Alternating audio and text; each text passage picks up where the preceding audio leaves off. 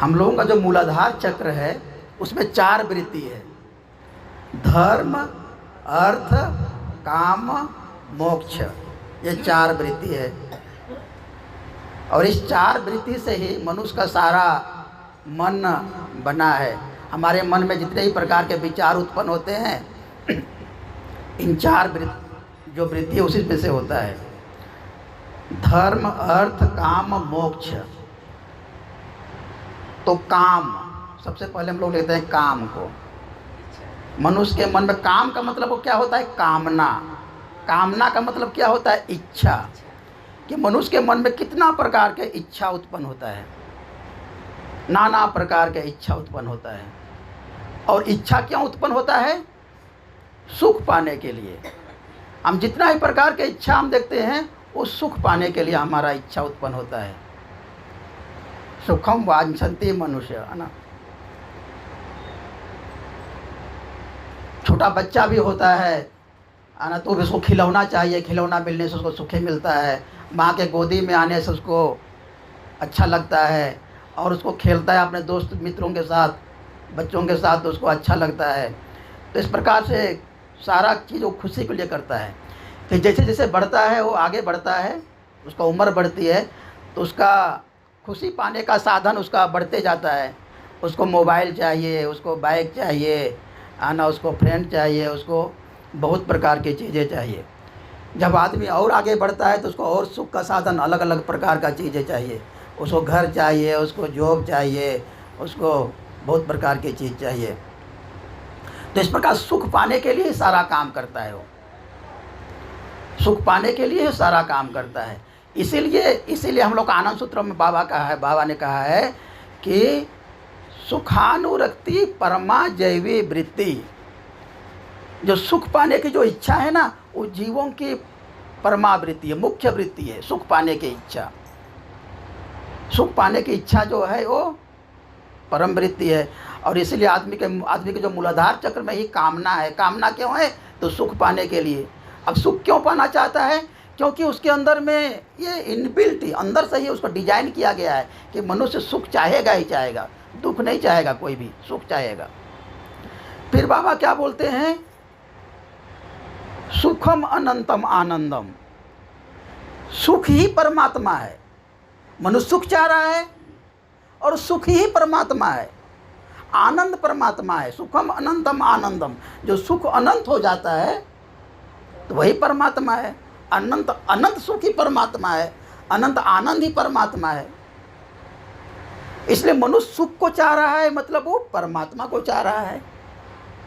और उस सुख पाने के लिए ही मनुष्य नाना अपने चारों तरफ घूम रहा है। इसको दिन भर का उसको जीवन शैली को देखेंगे, दिनचर्या को देखेंगे तो सुख पाने के लिए घूम रहा है।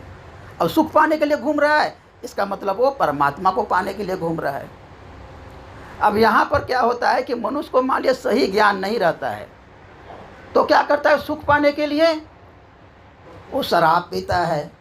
उसको सही ज्ञान नहीं किस प्रकार से सुख मिलेगा, तो क्या करता है? शराब पी करके खुद सुख पाना चाहता है, मांस खा करके सुख पाना चाहता है, सिगरेट पी करके सुख पाना चाहता है, बहुत सारा धन संपत्ति इकट्ठा करके दूसरों का शोषण करके सुख पाना चाहता है। तो क्या होता है? वो गलत डायरेक्शन में चला जाता है। वो चाहता है सुख पाना, लेकिन वो गलत दिशा में चला जाता है। अब शराब पिएगा तो क्या होगा? उसका शरीर खराब होगा, बीमार पड़ जाएगा, घर में रोज़ झगड़ा होगा, तो सुख की जगह पर उसको दुख मिलेगा। चाहता है वो सुख, लेकिन दुख मिलेगा। दुनिया भर का झगड़ा होगा और घर में भी होगा, बाहर में भी होगा, फिर केस मुकदमा हो जाएगा, जेल चला जाएगा। इसी प्रकार हमेशा धन ही उसका जीवन का लक्ष्य होगा, तो धन प्राप्त करने के लिए वो घूस लेगा, सामान में मिलावट करेगा, चोरी करेगा, तो क्या होगा? सुख पाने की जगह पर वो जेल चला जाएगा, जीवन तबाह हो जाएगा, परेशान हो जाएगा। इसीलिए उस सुख पाना जो हमारा अंदर में जो मूलाधार चक्र में जो सुख पाने की जो इच्छा है, कामना वृत्ति, उसको सही दिशा मिलनी चाहिए। उसको सही दिशा नहीं मिलने से, सही ज्ञान नहीं मिलने से, सही विवेक नहीं मिलने से वो गलत दिशा में चला जाता है। और गलत दिशा में जाने के बाद क्या होता है? उसको सुख मिलने की जगह पर उसको दुख मिलता है ना।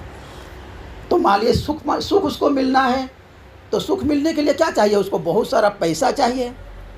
अब इसीलिए दूसरा भाग में क्या कहा गया है? धर्म अर्थ। अर्थ चाहिए। आपको घर बनाना है बढ़िया 4 तल्ला बिल्डिंग, तो बहुत सारा पैसा चाहिए, अर्थ चाहिए। आपको मर्सिडीज गाड़ी कार चाहिए तो बहुत सारा पैसा चाहिए, है ना। तो जहाँ भी आपको कुछ सुख पाना है, भौतिक सुख पाना है, तो उसके लिए आपको अर्थ चाहिए, है ना। धर्म अर्थ। अब इस अर्थ पाने के लिए क्या करता है वो? नाना प्रकार के तिक्रम करता है ना। लोगों का अर्थ पाने के लिए वो व्यवसाय करता है, तो व्यवसाय में वो शोषण करता है मजदूरों का, व्यवसाय में वो मिलावट करता है, घूस लेकर के अपना धन बढ़ाता है। तो इस प्रकार अर्थ के लिए वो नाना प्रकार का तिकड़मबाज करता है, पाप करता है। सुख पाने के लिए उसको अर्थ की आवश्यकता है। इस प्रकार मनुष्य सुख पाने के लिए नाना प्रकार के वस्तुओं का इच्छा करता है और उस इच्छा को प्राप्त करने के लिए जी तोड़ परिश्रम करता है। उस वस्तु को प्राप्त करता है, उसका भोग करता है। भोग करने के बाद फिर वो देखता है कि अरे यहाँ भी मेरा मन संतोष नहीं हुआ, यहाँ भी संतुष्टि नहीं मिला। उसका मन कुछ और वस्तु का इच्छा करता है, फिर वह और जी तोड़ परिश्रम करता है, फिर उस वस्तु को प्राप्त करता है, फिर उसका भोग करता है और भोग करने के बाद देखता है कि फिर उसका मन संतुष्ट नहीं हुआ और नया से कोई इच्छा उत्पन्न हो जाता है। इस प्रकार से पूरा जीवन भर इसी में वो लगा रहता है और उसको सुख नहीं मिल पाता है। तो इसलिए क्या है कि धर्म सही ज्ञान देता है कि तुमको अर्थ चाहिए तो कितना अर्थ चाहिए, तुम्हारी जो कामना है सुख पाने की कामना, तो किस प्रकार से तुम उसको सही दिशा दोगे, सही डायरेक्शन दोगे। तब जब आदमी जब इसके लिए बहुत सारा धन कमाता है सुख पाने के लिए और अपने इच्छा को, अपने कामना को पूर्ति करने के लिए, और देखता है कि इसमें भी उसको सुख नहीं मिल पा रहा है, आदमी जब से ऊपर उठ जाता है तो क्या करता है? थोड़ा सा वो अपना नाम यश के लिए प्रयास करता है कि हमको नाम होना चाहिए, हमको यश होना चाहिए। तो क्या करता है वो जाता है हिमालय के पहाड़ में चढ़ता है और उसका नाम होता है कि अरे हिमालय के पहाड़ में चढ़ गया, इस प्रकार का उसको नाम होता है। कोई खेल जगत में नाम करता है कि क्रिकेट का एकदम बेस्ट प्लेयर हो गया, इस प्रकार का बहुत बड़ा धनपति हो गया, बहुत उसके पास प्रॉपर्टी है, टाटा बिरला अंबानी इस प्रकार का। तो इस प्रकार से उसको नाम यश, बहुत बड़ा नेता बन गया, बहुत बड़ा कवि बन गया, तो उसको नाम और यश होता है। लेकिन इस सब से भी उसको देखता है कि उसको सुख नहीं मिल पा रहा है, पूरा सुख नहीं मिल रहा है और मन बेचैन हो जा रहा है। क्योंकि मनुष्य के मन में क्या है? अंदर में मूलाधार चक्र में क्या है? अनंत सुख पाने की इच्छा है और उसको खोज रहा है। उस सुख को इस प्रकार का अलग अलग चीज़ों में वो प्रयोग करके, भोग करके वो खोज रहा है। तो फिर देखता है कि अरे इतने सारा चीज़ हमको करने के बाद भी सुख नहीं मिल रहा है, तो क्या करना शुरू करता है? वो सेवा करना शुरू करता है। अब यहाँ से शुरू होता है धर्म, अर्थ, काम, फिर धर्म के तरफ शुरू करता है। लोगों की सेवा करता है, जीव जंतु की सेवा करता है, अपने को भी नैतिकवान बनाता है, गलत काम नहीं करता है, चोरी नहीं लेता है, घूस नहीं करता है, घूस नहीं लेता है, और अपने आप को कुछ मोरल वैल्यू पर इस्टेब्लिश करता है वो, और धर्म के रास्ते पर कुछ अनंत आनंद की तरफ, परमात्मा की तरफ चलने के लिए इंट्रोस्पेक्शन करता है और अपने मन को ही रिबिल्ड करता है, अपने मन को ही संयमित तरीके से चलने का प्रयास करता है। तो यहाँ से शुरू क्या होता है? धर्म। और धर्म में देखता है कि अरे दूसरों को सेवा करने से भी हमको खुशी मिल रहा है, हमको पेड़ पौधों को पानी डालने से भी खुशी मिल रहा है, हमको गाय को, हमको कुत्ते बिल्ली का सेवा करने से भी हमको खुशी मिल रहा है, हमको आदमियों को सेवा करने से भी, दुखी आदमी को, ज़रूरतमंद लोगों को सेवा करने से भी खुशी मिल रहा है, और हमको अपनी साधना करने से भी खुशी मिल रहा है।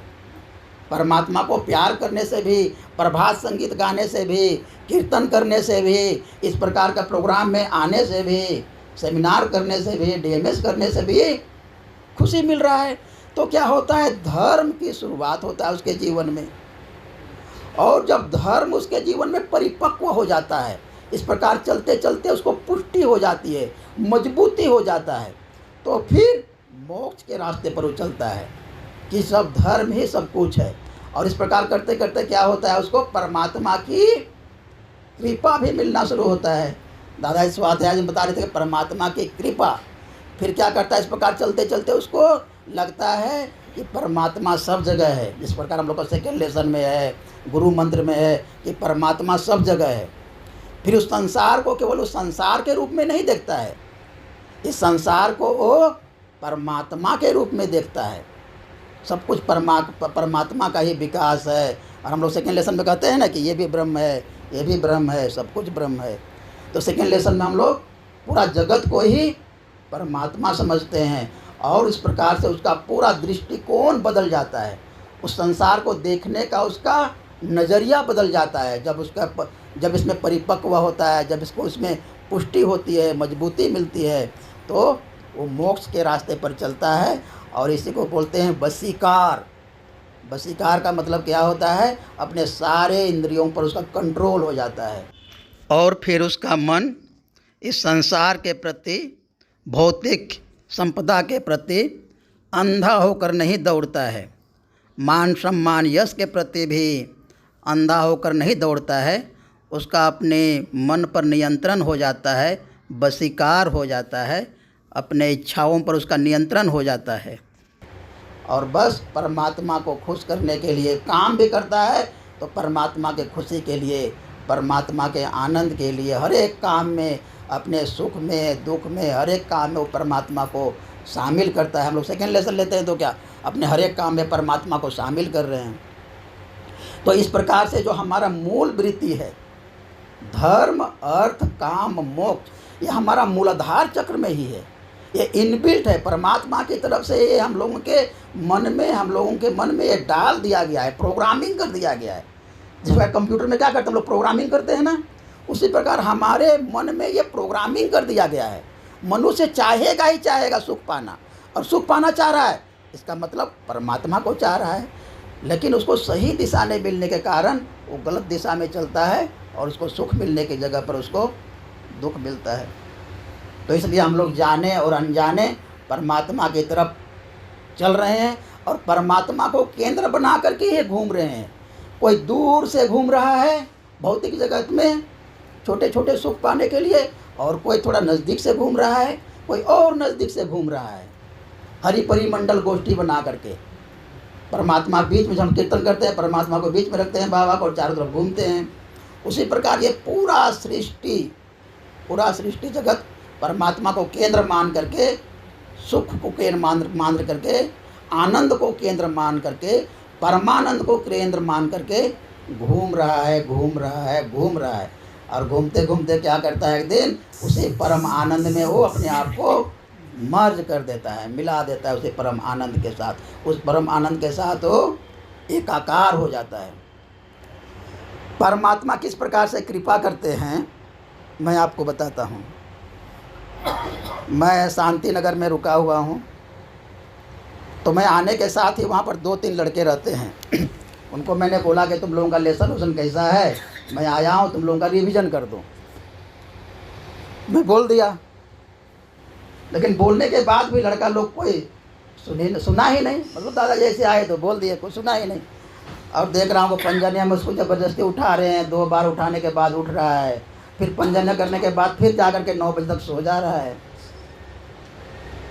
ना, फिर जा कर के सो रहा है। तो फिर मैंने दोबारा उसको टोका, अरे तुम लोग का लेसन रिवाइज किया है? तो पूछा मैंने, तुम कितना लेसन करते हो? तो एक ने बोला कि मैं फर्स्ट लेसन करता हूँ, और एक ने बोला कि मैं सेकंड लेसन करता हूँ।